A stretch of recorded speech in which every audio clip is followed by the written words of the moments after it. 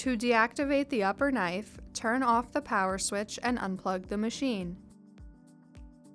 Open both the looper cover and side cover.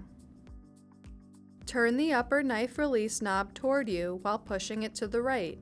Then guide the hole on the upper knife to the stopper pin to lock the upper knife in the down position.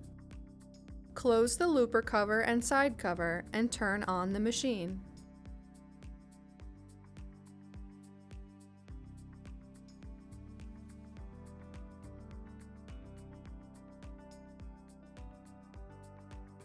To reactivate the upper knife, turn off the power switch and unplug the machine. Open both the looper cover and side cover. Turn the upper knife release knob away from you while pushing it to the right. Then guide the groove on the upper knife to the pin to lock the upper knife in the up position. Close the looper cover and side cover.